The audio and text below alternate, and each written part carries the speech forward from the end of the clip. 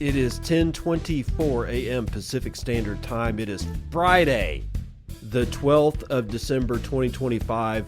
This is episode 1229 of Bitcoin, and U.S. financial markets are poised to move on chain. Yeah, it's all that tokenization of assets thing that is the newest fad in Bitcoin land. So we'll get into that here on the Bitcoin and podcast. It's all the news that you can use about Bitcoin and more with your host, me, David Bennett. And what's next? MSCI's proposed digital asset rule.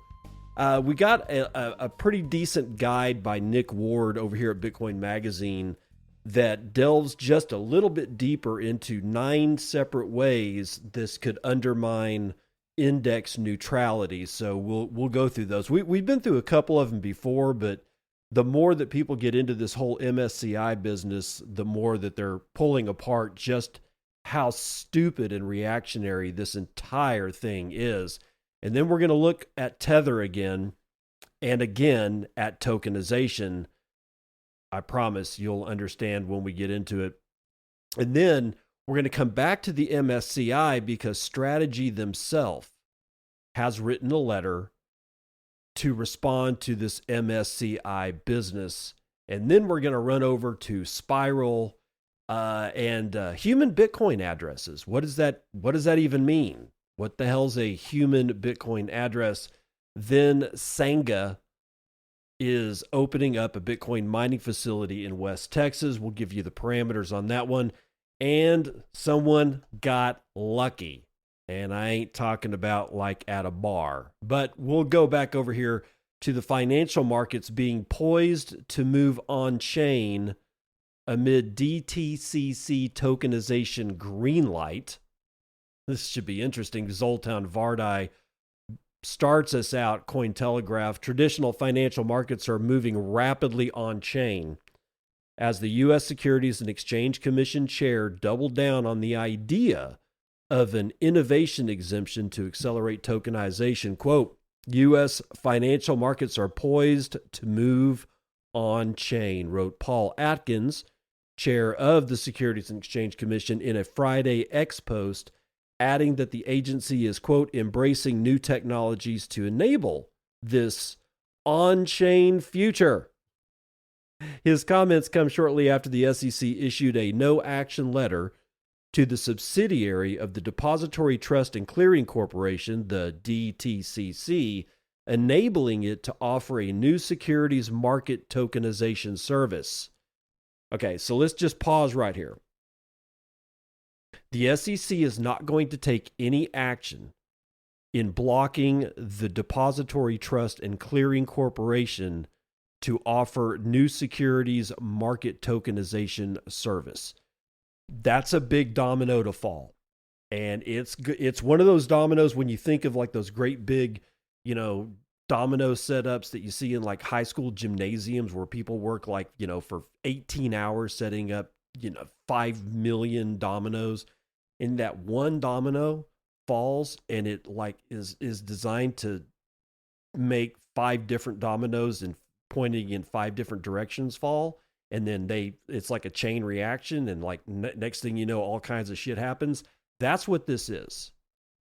So be aware. This isn't small. This is a fairly large move.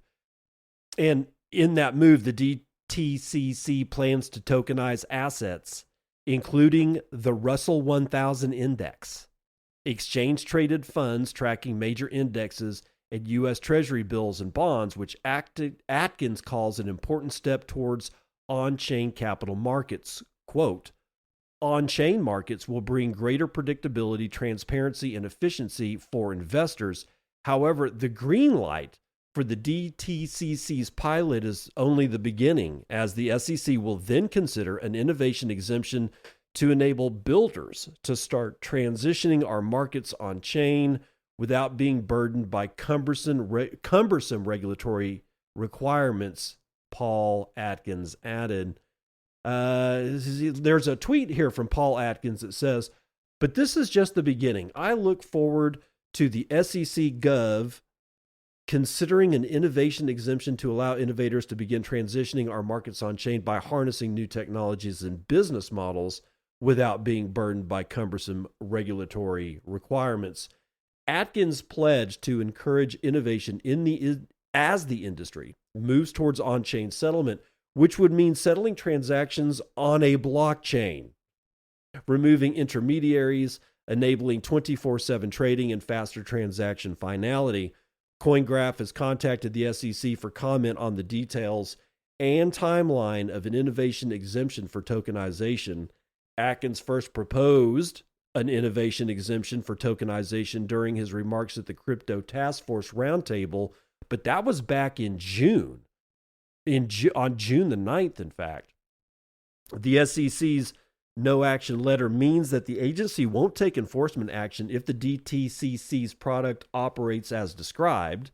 The DTCC provides clearing, settlements, and trading services as one of the most important infrastructure providers for United States securities. Let me read that again.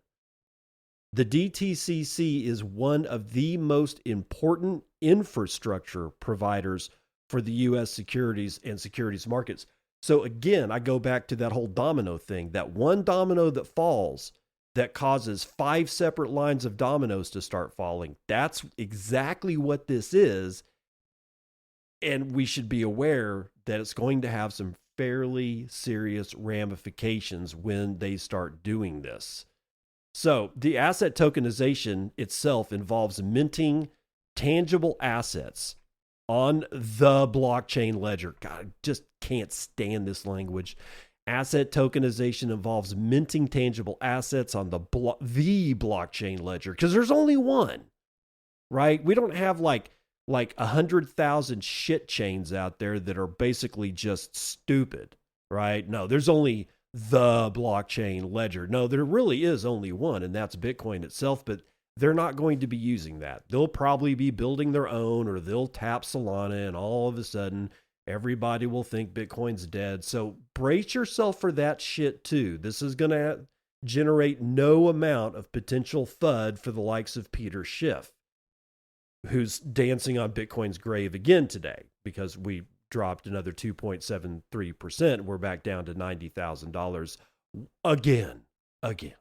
Anyway, it offers more investor access through fractionalized shares and 24/7 trading opportunities.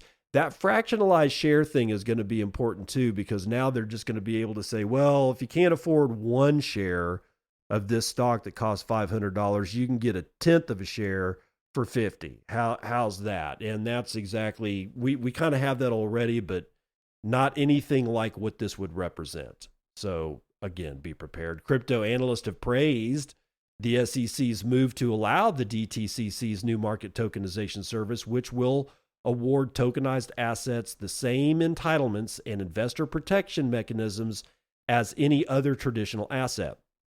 Quote, not sure people fully appreciate how quickly financial markets are heading towards full tokenization, moving in even faster than I expected, wrote ETF analyst Nate Garachi in a Friday X post. Over the past few months, the SEC issued 2 non-action letters. One, and here it is, one for a Solana-based decentralized physical infrastructure network, and a second no-action letter in September that allowed investment advisors to use state trust companies as crypto custodians. Meanwhile, crypto projects continue to raise funds to build the infrastructure necessary for tokenized on-chain markets. On Tuesday, asset tokenization network Real Finance closed a $29 million private funding round to build an infrastructure layer for real-world assets that can boost institutional participation. I'm going to say something, that's the end of the article. I'm going to say something that everybody's going to hate me for. We already have this capacity on Bitcoin, and that's where the ordinals argument comes back into play. And if you don't think it won't come back into play, then you are indeed fooling yourself. Do I hate ordinals? Yeah. Do I think they're stupid? Absolutely. Do I think that same type of thing could easily wrap itself around being able to hold this kind of tokenized asset situation? Absolutely.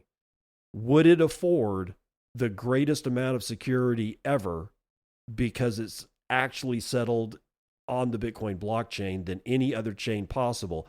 Absolutely, I do. Do I think it's going to happen? Probably not. They will probably use Solana.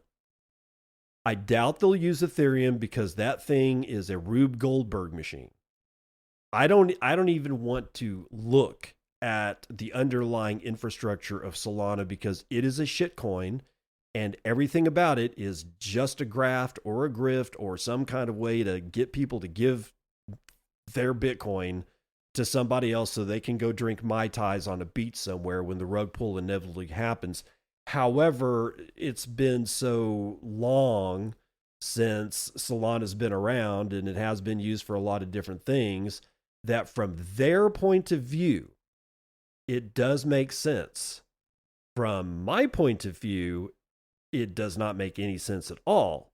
But then if I were to say, hey, well, we've got this entire structure called ordinals that could easily do all this, then all of a sudden I'm going to get a whole, like a meteor shower of hatred because I'm suggesting that ordinals might actually play a functional role in, society.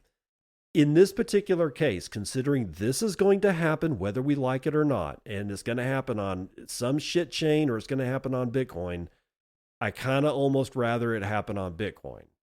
I know. I'm inviting the hatred. I understand that, but I really want to move on from this to 9 ways that the MSCI's proposed digital asset rule could undermine index neutrality. This is Bitcoin Magazine's Nick Ward writing it. A major rule change is being considered by MSCI, one of the most influential index providers in global markets, and if adopted, it would materially alter how public companies that hold digital assets, particularly Bitcoin, are classified and therefore included or excluded in major equity indexes. For companies, investors, asset managers, and anyone who depends on index-based benchmarks, this proposal raises fundamental questions about how markets define operating businesses and what role balance sheets should play in index eligibility. So here's what's at stake and why it matters. Number 1, MSCI is proposing a new 50% balance sheet threshold. If digital assets make up 50% or more of a company's total assets, that company would be automatically excluded from MSCI's global investable market indexes. MSCI's rationale is that crossing this threshold allegedly challenges or changes the company's primary business, making it more fund-like rather than operational. This single ratio would override all other indicators of what the company actually does. Number 2, the proposal misclassifies operating companies as investment funds. The core objection is fairly straightforward. Holding Bitcoin on a balance sheet does not transform an operating company into an investment fund. Operating companies generate revenue from products and services. They employ people. They invest in research and development, and they serve customers. Treasury assets exist to support long-term capital strategy. By contrast, investment funds exist solely to manage portfolios for a return. Treating these two structures as equivalent, based on balance sheet ratio alone, collapses the distinction that has long been foundational to corporate and securities law. If your organization relies on clearer, fundamentals-based definitions for operating companies, this misclassification matters. Bitcoin for Corporations is asking MSCI to withdraw the proposal and engage on a more principled framework. You can add your name to the open letter here, and here clearly is a word that is a link to bitcoinforcorporations.com. That's bitcoinforcorporations.com, all one word, bitcoinforcorporations.com. Number 3, Treasury strategy does not redefine core business activity. A company can change how it stores excess capital without changing what it does. A manufacturer that holds cash remains a manufacturer. A software firm holding foreign currency remains a software firm. A company holding Bitcoin as treasury reserve remains an operating company. Treasury allocation is a capital management decision, not a change in the business model, not a change in the revenue model. It's not changing the company. Number 4, this would be a radical departure from decades of index practice. Historically, index classification has been driven by operational reality, not asset composition alone. Primary business determination has relied on revenue sources, earnings contribution, and ongoing commercial activity. This proposal replaces that holistic approach with a single market price-driven metric on the asset side of the balance sheet, something never applied consistently across asset classes before. Number 5, digital assets are being singled out uniquely. Under the proposal, a company with 51% of assets in Bitcoin excluded. A company with 51% in real estate included. A company with 51% in equities or commodities included. No equivalent rule exists for any other treasury asset. Let's read that again. There is no equivalent rule existing for any other treasury asset. Only digital assets are included in this. You can hold 51% of your shit in gold.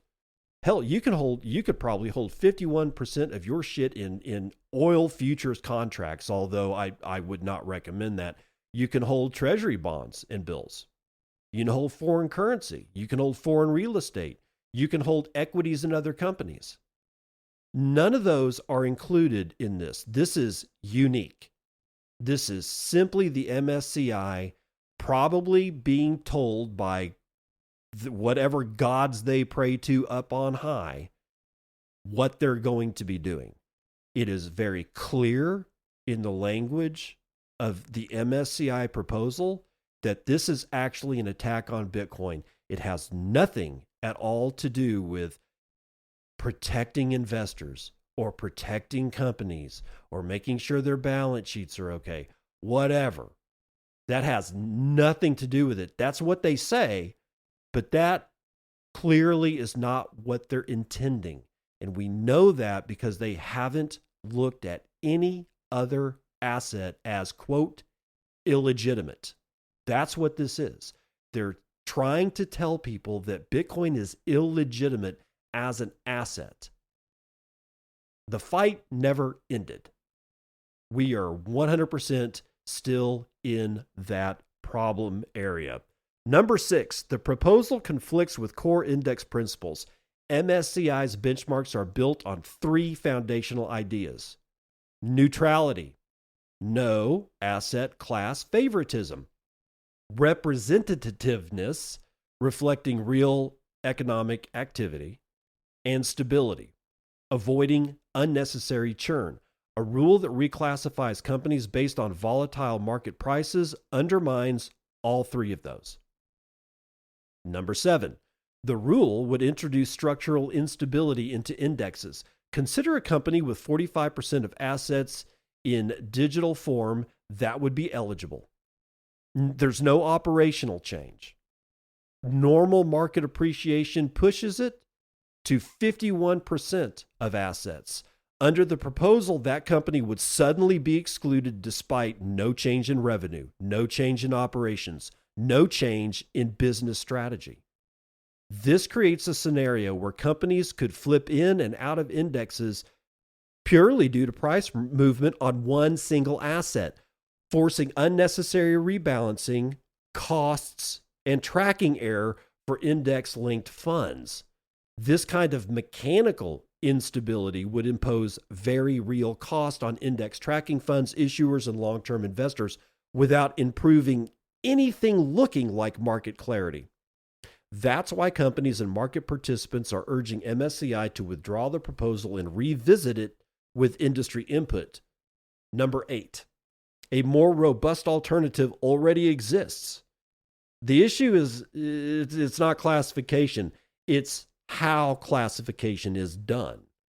A principles-based multi-factor framework would evaluate revenue and earnings mix, legal and regulatory status, core corporate activities, employees, capital expenditures, research and development, and then public disclosures and stated strategy. This approach reflects the entire business, not a single fluctuating ratio. 9, and finally, the coalition's ask is clear and constructive. Market participants are calling for a 2-step solution. 1, withdraw the current proposal due to its structural flaws. 2, engage with the market to develop a neutral, principles-based framework that preserves index integrity. The goal is not special treatment, but consistent treatment aligned with long-standing market norms. Indexes are not academic exercises. They guide trillions of dollars in capital allocation. They shape passive investment flows, and they influence cost of capital for public companies. If index rules become arbitrary, unstable, or asset-specific, then they stop reflecting the real economy and start distorting it. If your organization depends on fundamentals-based equity benchmarks, this proposal affects you, whether or not you hold digital assets today. Indexes work only when they remain neutral, stable, and grounded in operating reality. Market participants are asking MSCI to withdraw the proposed digital asset rule and work towards a principles-based alternative. If you or your organization depend on fair and consistent equity benchmarks, adding your signature to the open letter helps ensure those standards are preserved. Index integrity relies on clear principles, not price-driven thresholds. Engagement now helps ensure global benchmarks remain neutral, stable, and representative for everyone who relies on them. All right. So if you want to go sign the letter, again, that's bitcoinforcorporations.com, bitcoinforcorporations.com, bitcoinforcorporations.com. Tether, back in the news already. They're considering tokenizing stock amid a $20 billion fundraise, according to Bloomberg. Let's get into it from Andre Bagansky and Decrypt. Stablecoin issuer Tether may tokenize its own stock after taking action to prevent investors from selling equity in the crypto giant, Bloomberg News reported on Friday.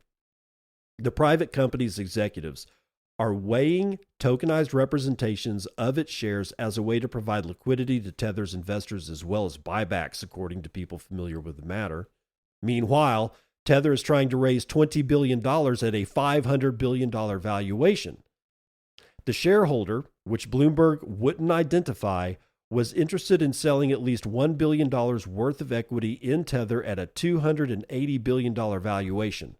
The company's management was reportedly concerned that sales at a lower valuation could hamstring Tether's fundraising efforts.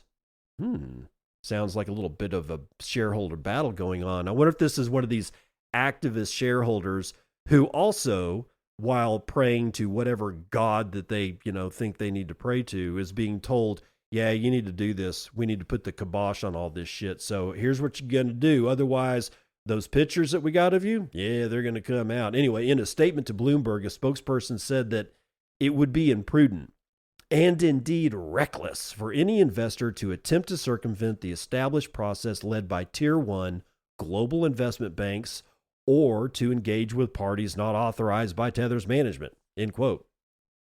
The firm has confidence that any associated efforts will not proceed, the spokesperson added. The valuation that Tether is seeking would put it on par with OpenAI and SpaceX, according to estimates from private market pricing data provider Forge, placing it among the most valuable companies in the world. Tether's closest competitor Circle went public in June at a $6.9 billion valuation, a move that sparked intrigue on Wall Street prior to the passage of stablecoin legislation in the summer. On Friday, Circle shares fell 2.3% to $86 per. Tether earns income from reserve backing its USDT stablecoin, which was recently worth roughly $186 billion, according to CoinGecko. Over the past year, that footprint has grown by $46 billion. Circle's USDC, meanwhile, was recently worth around $78 billion, and Japanese multinational SoftBank and ARK Investment Management are among the companies considering an investment in Tether, Bloomberg reported in September.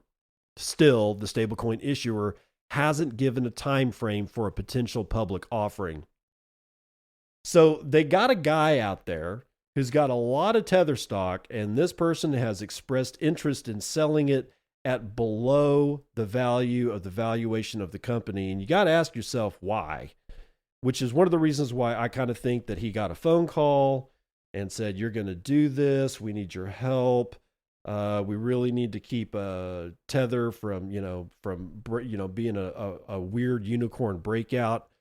So you're going to do this, or we're going to be angry as shit with you. It doesn't really matter. This is the kind of corporate chicanery that goes on all the time. We never see what's going on behind the scenes. And all we really see from the chicanery that goes on behind the scenes, and just pick it. It could be financial markets, banking and all that kind of stuff, or it could be social movements. The only thing that you actually see is the puppet being moved. You don't see who's holding the strings. You don't see what conversations are going on in the background between the various puppeteers. All we get to see, which is by design, by the way, are the little puppets dancing on the stage. And we get angry at them. Sometimes we get happy with them. And that's the whole Plato's cave motif, dude. I mean, it's the same fucking shit. There's nothing profound here. I'm just saying that we have to continuously remind ourselves that what we see in no way reflects what actually happens that causes the things that we see. We see probably 5% as a representation of reality.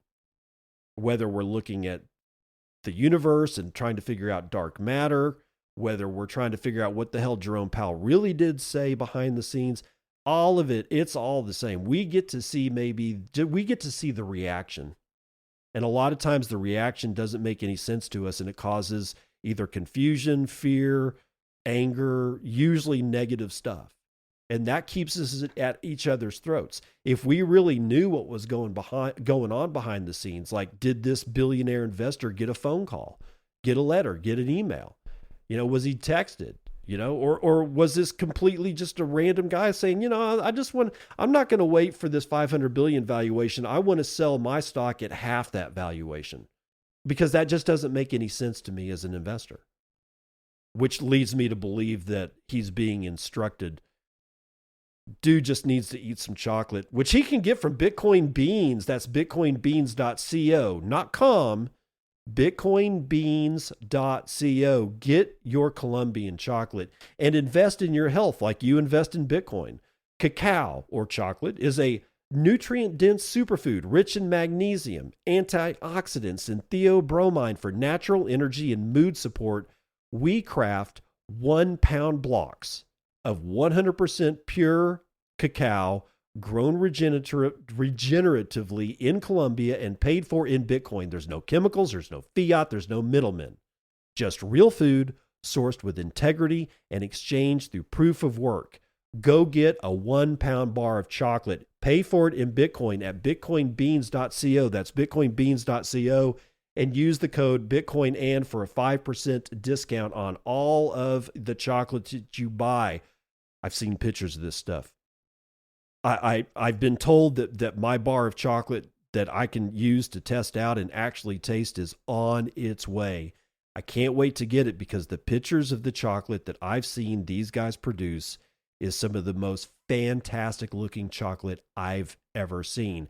And I know my chocolate. This is one of the things that I know. I've been in love with chocolate ever since I was a kid. It's one of my favorite things in the world, and it's not candy. Everybody, like, if you go get a bar of Nestle chocolate, you're getting sugar and wax and a little bit of cacao. If you start reaching for higher end chocolates, then you're going to get a little bit more chocolate. This stuff, this is the real deal. It's 100% cacao. It's not cut with sugar. It's not any of that stuff. There's no wax. There's no nothing. The American chocolate is one of the worst chocolates you'll ever get. It's too damn sweet and it doesn't have enough chocolate in it. It's candy. Actual chocolate is food of the gods. And get yours at bitcoinbeans.co. That's bitcoinbeans.co. Bitcoinbeans.co. Use the word Bitcoin and in the coupon code, and that lets them know that I made a sale for them. Here on the Circle P, it's where I bring plebs with goods and services just like you to plebs just like you who want to buy said goods and services, but you're going to be buying it in Bitcoin, because if you ain't selling it in Bitcoin, you ain't in the Circle P. But you may be inside Strategy's letter to MSCI and their proposed DAT exclusion stuff, so let's come back to that stuff. Bitcoin News, written by Nima, says, Strategy, the biggest corporate buyer of Bitcoin, is strongly opposing a new proposal from MSCI that would remove the company from its global stock indexes if more than 50% of their assets were held in digital assets like Bitcoin. And Strategy says this idea is misguided as well as discriminatory and based on a fundamental misunderstanding of how Bitcoin treasury companies actually work. MSCI argues that digital asset treasury companies act more like investment funds rather than operating businesses, and Strategy strongly disagrees. And good for them. The company says it does far more than simply hold Bitcoin. It builds Bitcoin-backed credit products, it runs a global software business, and actively manages its corporate treasury that uses digital assets as, quote, productive capital. And Strategy wrote, quote, Strategy is not an investment fund, and it does not passively just hold Bitcoin. Strategy is an operating business that actively uses the Bitcoin it holds to create returns for shareholders, end quote. The company also says investors buy its stock because they trust its leadership and its business model, not just because it holds Bitcoin. Quote, the proposal's digital asset specific 50% threshold is discriminatory, arbitrary, and unworkable, Strategy wrote. The company points out that many types of businesses focus heavily on one kind of asset. For example, oil companies mainly hold oil. REITs, they hold real estate. Timber companies focus on timber. None of these companies is treated like an investment fund, even though oil and timber are commodities. So they actually are holding commodities in a way that is represented on their balance sheet as more than 50 to 51% of their total assets. But they're fine. They're okay. Even though the price of oil and timber fluctuates fairly rapidly, but okay, they're okay. Quote, the proposal's digital asset specific, I already read that, for Strategy also says that the rule would be impossible to apply fairly because under U.S. accounting rules, Bitcoin must be valued at its current market price, but companies in other countries may list Bitcoin at its original cost. Well, this means two identical companies could appear very different on paper just because of the accounting rules associated with it, not because of their actual business or their actual revenue stream. And Strategy warns that this could lead to a whipsaw index inclusion and says that the proposal would create a lot of instability because Bitcoin prices move up and down so damn quickly. Companies could fall in and out of MSCI's indices every single day that the price changes. The company says this would create chaos and confusion for investors and index providers. If MSCI removes Strategy from important indexes, many investment funds that track those indexes would be required to sell the company's stock automatically, and analysts estimate this could lead to $2.8 billion in outflows and possibly even more if other index providers copy MSCI's rule, pausing to say which they probably will. Strategy stock has already dropped significantly as Bitcoin prices have fallen, and the company's valuation is almost equal to the value of its Bitcoin holdings. Strategy also argues that the proposal goes against U.S. government policy towards digital assets. President Trump has promoted Bitcoin and digital asset development through actions like the Strategic Bitcoin Reserve, which he's done nothing with, by the way, and expanding access to Bitcoin in retirement accounts, which is being battled, as we'll see later on in today's show. But according to strategy, removing DATs from major indices would undermine American competitiveness and chill innovation. Yeah, it's the same argument, but it's a valid argument. It's just I wish that they'd be able to come up with something else, and I think that they already have. I think the story that we were reading earlier today about the 9 issues that MSCI's proposed rule change would bring is enough, because and it's being echoed right here. I mean, dude, it literally could happen that a company would be inside and outside the index or the MSCI's proposed rule of 50% of their assets in Bitcoin multiple times in a single day, especially when we're seeing volatility like we've seen over the last couple of days. This is a bullshit. It's all bullshit. This is predatory in a way that is just singling out a single asset to be eliminated. And they don't want to eliminate it from companies to protect investors, as I've said before. They want to eliminate it because they think that if they do, that it will somehow or another illegitimize Bitcoin. Too late. It's too late. I'm sorry. It's like I'm the mom in Home Alone where she goes, "It's too late." It is. It's too damn late. Let's run the numbers.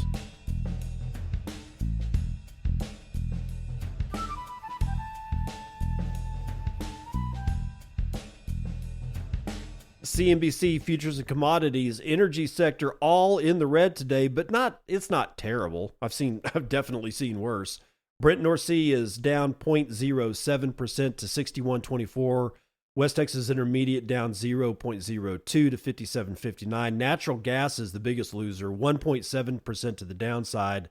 Back down you go to $4.15 per 1,000 cubic feet, because I guess we're not just going to have that, terrible of a winter that everybody thought we were going to have a couple of days ago. Gasoline down a quarter to $1.75. And I finally saw pump prices reflect that. Gas prices have been falling for like ever now, and it's just been like today that I actually saw a fundamental change of gasoline prices at the pump. And that would be in Idaho, because I am not giving Washington State their 50-cent frickin' carbon tax on every gallon of gas that I buy. Yeah, losers, bitches. Anyway, so Merbon crude, everybody's favorite light sweet crude, is down a third to 62.37. Gold and the rest of its brethren are mixed today. Palladium is up 0.2. Gold itself is up a third. I think that means it's a new all-time high at 43.27 and 3 dimes. Platinum is up almost 3%, but silver is down 4% to 61.88, and copper is down 2.5%. Most of ag is in the red today. Biggest winner is sugar, 1.7% to the upside. Biggest loser is corn? Nope, soybeans, 1.5% to the downside. And then we got live cattle, which is down 0.64%, but lean hogs are up almost a half, and feeder cattle are down 1 full point. Meanwhile, S&P down 0.8, NASDAQ down 1.5, Dow is down a third, and the S&P mini is down a row of sticks, 1.11% into the red. And it makes me wonder what the hell happened today. The indices and Bitcoin is down today. I have no idea what the hell happened. I can't find it. I can't find a trigger point. It's bizarre. So let's just continue on with Bitcoin chilling out at 90,150, straight up $1.8 trillion market cap. And we can only purchase 20.9 ounces of shiny metal rocks with our one Bitcoin, of which there are 19,961,048.04 of. Average fees per block are nominal because it's been 0.02 BTC, taking the fees on a per block basis for a very long time. There's about 35 blocks carrying 55,000 unconfirmed transactions waiting to clear at high priority rates of 5 sats per VByte. Low priorities get you in at 1. And what's hash rate doing? Wow, Check that shit out. 1.12 zettahashes per second. Still looking for minor capitulation, and I'm still not finding it at all. Maybe it's a Polish joke, which was yesterday's episode of Bitcoin, and I got C4OZ. Row of Ducks 2222 says, thanks for talking about space mining. Very interesting. On a side note, Fountain keeps showing an error on your Albi node. Am I fucking something up? No, you're not. There's been a couple of power outages in my neck of the woods, so you may have just caught it when my node was actually down. But also, you are not the only one that is getting errors on a couple of places when it comes to my node. And I don't think that it's always my node being offline, because that kind of rarely happens. It's just been lately. I wish I could explain it very easily, but here it is. As far as I can easily tell you, it's not you and it's not me. It's just weirdness in the Lightning Network, and also possibly incompatible addresses. It's okay. It's totally fine. Don't worry about it. It'll work itself out. We are all still very, very early. Jason High with 250 says, thanks for the show. You're welcome, brother. And then let's see what else we got. Let's see. Bitcoin board, 100 sats with a whole bunch of emojis I can't read. C4OZ. And this is actually from Lollipop. So he came back with another 4,000 for me for the show that was, I think, was it yesterday, or was it, wait a minute, day before yesterday. Yeah, day before. Well, no, I take that back. Yeah, day before yesterday. And then let's see here. Who else we got here? Third Coast Hodl with 500. My apologies. I was referring to the head of Teachers Union, Randy Weingarten, opposing the bill regulating crypto. She is a pure activist. Yeah. Okay, I got it now. Nick Dose with 120 says cheers.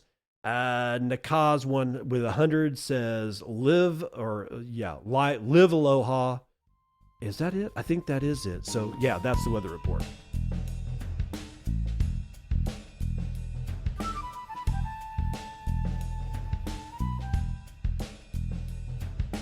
Welcome to part 2 of the news that you can use. Spiral unveils human Bitcoin addresses. Sending Bitcoin becomes as easy as sending an email. This is out of Atlas 21. Spiral, an independent block entity focused on Bitcoin projects, has announced human Bitcoin addresses, or HBAs.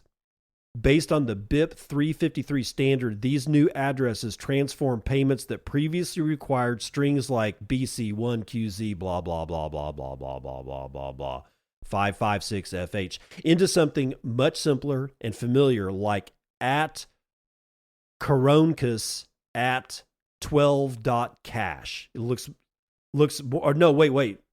Sorry. I misread that. The address actually is the Bitcoin symbol Coroncus at 12.cash. So it's very much like an email address.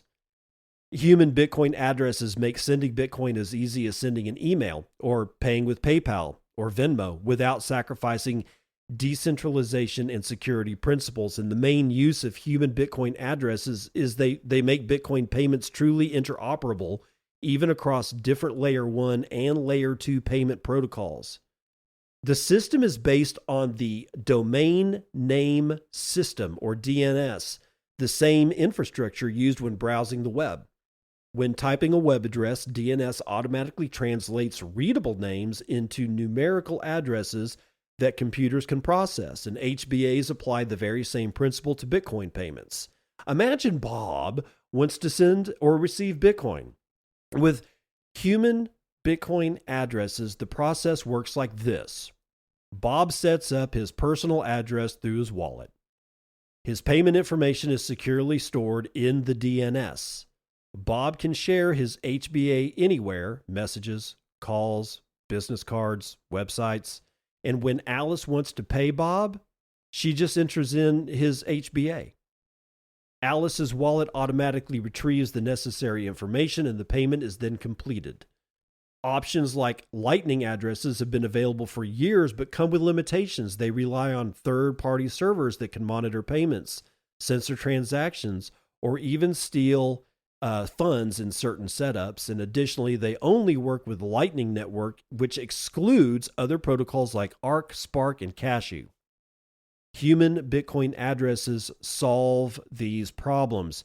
No server can track who pays whom or how much is transferred, so you get privacy and censorship resistance. There's no central authority that can block or freeze any payments.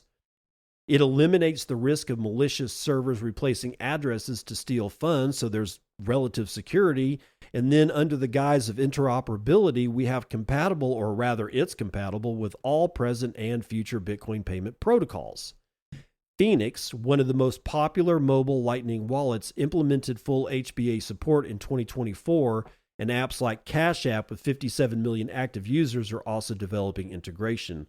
So is this a miracle? Fuck no. Is this like completely, is it like mind-blowing? No. Why? Because it's a lookup table. That's all a DNS is. It's a lookup table. Like bitcoinbeans.co, the DNS gets that and says, okay, I know what that is. That's really IP address 128.87.whatever. You know, if you've ever seen an IP address and a port number, you know what that shit looks like. But the DNS isn't doing magic in the background, right? It's just, it holds two pieces of information. It says this human readable address is linked explicitly to this numerical IP address. It's just a database, right? The fact that we now have human readable addresses for sending Bitcoin that uses a DNS is actually slightly problematic. I'm not all that thrilled by it, but then again, I'm not completely put off by it. It depends on what use case you're comfortable doing. Are you a fanatic about security? Then you may not like this. That's okay. Are you using it with a wallet that may have like $100 worth of Bitcoin in it and you just want to pay somebody with an HBA and you and the other person has no problem with it? Then fine. But again, you don't have to use this. Does it make shit easier? Yes, it does. Is it kind of cool? Yeah, it's actually kind of slick. Am I really happy that it's Spiral that came out with this? Yes, I am. Why? Well, Spiral is part of Block, which is part of Cash App. That's Jack Dorsey's thing. If you didn't know what Spiral was, it's been around for a while, but it is definitely Jack Dorsey's whole push into the Bitcoin implementation space, whatever you want to call it. And he did that like, I don't know, 3 years ago, 4 years ago. And this seems to be one of their very first major changes that, you know, piggybacks directly off Bitcoin protocol insofar as saying, hey, let's just use DNS to link this human readable address to this, to this particular wallet address. Now, there is an interesting thing here. You should always take every payment in Bitcoin that you get in a separate wallet address, unless it doesn't make sense. Like if you're just going to get like $1 worth of Bitcoin, fuck, screw it, dude. Send it to the main address. Shit's going to get eaten up in fees anyway sometimes. But if you're taking like $10,000 payments and you use these HBAs, they're all going to go to that same address. So what I want to see out of Spiral next is human readable addresses with rotating wallet addresses that can be generated on the fly given your XPub. I think that's the way it works. And so therefore you're always getting a new address every time somebody wants to make you a payment, although that could be problematic with Dust, but you get what I'm saying. If we use HBAs the way Spiral has it set up right now, then every payment is always going to go to the exact same wallet address. And that's not good procedure. So you've got to figure out how you want to use HBAs, or even if you do want to use them, but I am appreciative that they are here. It means that the guys at Spiral aren't just blowing smoke up everybody's ass. Let's go to Sangha Renewables, who's energized a 20 megawatt Bitcoin mining facility in West Texas. Micah Zimmerman, Bitcoin Magazine. Ooh, Ector County. I know Ector County well. Sangha Renewables announced the energization of its 19.9 megawatt Bitcoin mining facility in Ector County, West Texas, today in partnership with Lynx Genco and Total Energies. And if you don't know anything about, like the Permian Basin, that's Odessa. That's Odessa, Texas, is Ector County. The project operates behind the meter on a 150 megawatt solar farm, combining renewable energy generation with digital infrastructure. The facility, developed with support from Lynx Genco, uses Bitcoin mining to provide dispatchable industrial demand that aligns with variable renewable output. Lynx Gecko provided energy structuring and grid compliant services, helping Sangha configure a load profile that complements solar generation while mitigating exposure to transmission constraints and local curtailment, according to a note shared with Bitcoin Magazine. Back in May, Sangha broke ground on the mining facility. So there's May, June, September, October, November, December, 7 months. Broke ground to 7 months, and now they're flipping the switch. Not bad. Not bad. The project, developed with an independent power producer now known as Total Energies, was built on an existing solar site in efforts to turn underutilized renewable assets into profitable Bitcoin generating operations. The opening was marked by a ribbon cutting ceremony that just wrapped up in West Texas, and the event brought together company representatives, local officials, and industry partners, including Lynx Genco and Total Energies. Under the project agreement, Sangha will own and operate the mining data center, deploy high-efficiency hardware, and manage the load to maximize utilization during periods of excess solar generation. Total Energies will supply comprehensive retail power solutions, including balancing services, supplemental grid power during non-solar hours, and structured energy products designed to address price volatility while maintaining operational reliability.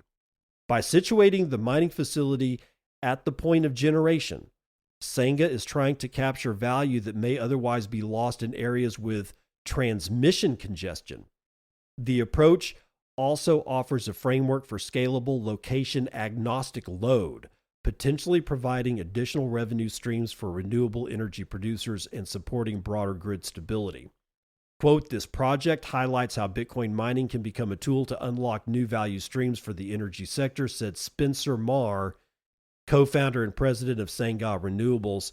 Marr emphasized that partnerships with energy providers like Total Energies demonstrates how digital infrastructure can be integrated into long-term energy planning. And Simon Bennett, vice president of trading, U.S. gas and power at Total Energies, described the arrangement as aligned with the company's goals to provide innovative energy solutions that supports decarbonization efforts in energy-intensive industries. The ribbon-cutting ceremony included opening remarks from Sangha Renewables, Lynx Genco, and Judge Dustin Fawcett of Ector County, followed by a guided tour of the mining facility, press interviews, and a photo shoot. What is good Judge Dustin Fawcett doing over there at a mining facility? Hold on. Let's see. Ector County, welcome to Ector County Judge webpage. Don't really see a whole lot about this guy. Just kind of wondering why. Let's see. Well, let's look at his Twitter account here for a second. See if I can get a notion of why this guy would be anywhere close to the mining industry for Bitcoin. Ector County Judge Dustin Fawcett, leading a new brand of solution-oriented Republican governance as the chief executive of Ector County. Interesting. I did not know that a judge considered himself a chief executive of a county. Learn something new every day. See if he's got anything about this whole mining thing. Let's see. Permian Basin is the crown jewel of the energy production, U.S. energy production, powering our economy and bolstering our national security. Unfortunately, this critical region suffered greatly under President Biden's anti-energy policies. All right, so he's energy-focused judge. All right, so that actually makes a lot of sense here. But, so all the best to my good friends in the Permian Basin. I'm glad that the summer is over for you because I grew up in those summers and I know just how brutal they can be. So have some time off from, baking in the sun. Finally today, lucky solo Bitcoin miner beats a 1 in 82 year odds with a win and a $285,000 block reward. This is from the block.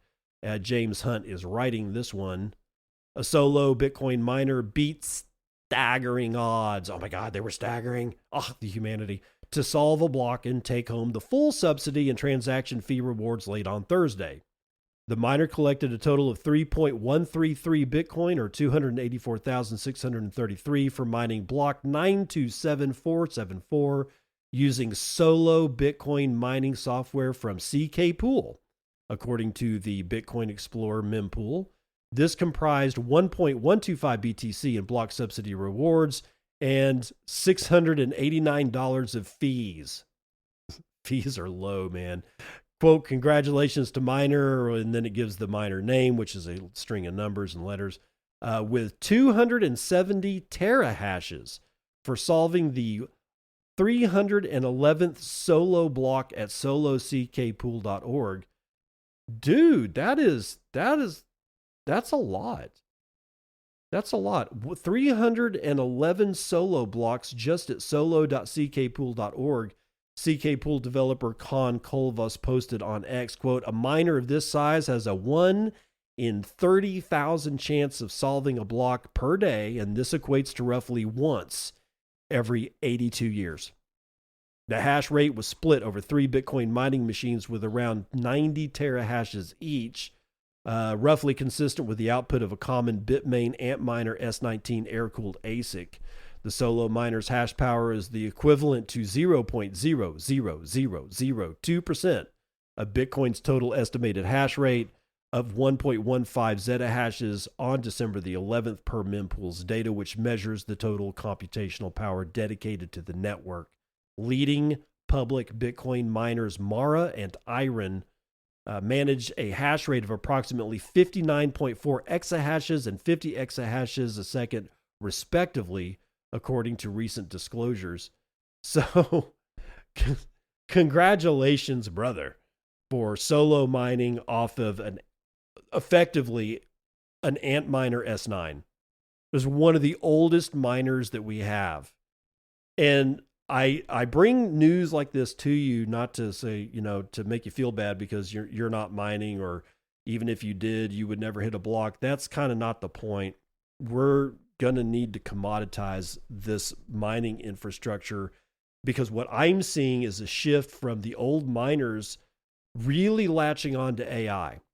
And even though I do not see any hash rate capitulation, like I said earlier today, we were at 1.14 zettahashes per second, and apparently we got up to 1.15. So do with that what you will. I am seeing a lot of miners keep talking about getting into AI. I do think that there's an inflation of a bubble, but again, just like the web and the .com crash, the .com stuff never went away. Chances are good you're going to use a .com and the internet, later on today, if not here in the next, 20 seconds, especially if you're on a phone. So that infrastructure, that AI stuff, it's not going away. People can say, oh, it's a bubble and it's all going to die. It may be a bubble, but it is certainly not going to die. But in the interim, we do have Bitcoin miners that are changing over their facilities to AI stuff. And if that trend continues, bubble or no, then we have the opportunity to completely decentralize Bitcoin mining through the act of commoditization, like, using it to heat your home, using it to heat a hot tub, using it to run a clothes dryer, whatever it is. I mean, if it's these miners produce an immense amount of heat. if we can learn how to utilize heat, and instead of thinking of it as a waste product, and instead start thinking about it as, how can I use this energy? How can I use it in this format? And there are many, many people who are doing that. You could hook these up to an underfloor heating system or a driveway heating system if you wanted to. There's no end to how we can use heat for good. And since Bitcoin miners heat all kinds of neat shit, and we can space them out because they don't need to be centralized. In fact, it would be better if they weren't centralized. Then we've got a good opportunity here. And I fully embrace all those people that are out there that have figured out how to make it work for them. So it is Friday. I will be here on Monday and Tuesday. However, on Wednesday, I am taking off to the golden state of Colorado, where I will bask in the golden light that is the sunlight that you get in Colorado, which is why they call it Golden Colorado. If you ever wondered it, it's because the light. It's sort of like the light in Milan. Architects talk about light all the time. They will talk about the light in Rome, how the sunlight falls, the tone of the sunlight. That's why it's called Golden Colorado. The sunlight in Colorado, especially in the spring and fall, especially the early fall and late summer, man, that color is distinctly golden. And there's no escaping it. Once you see it, you will never unsee it. But that's where I'm going to be. So I'm probably not going to be able to do a Wednesday show for you. I am planning on taking my rig for solo record or for remote recording, but who knows? Who knows, man? But I will be here Monday and Tuesday, and until then, I will see you on the other side. This has been Bitcoin and I'm your host, David Bennett. I hope you enjoyed today's episode and hope to see you again real soon. Have a great day.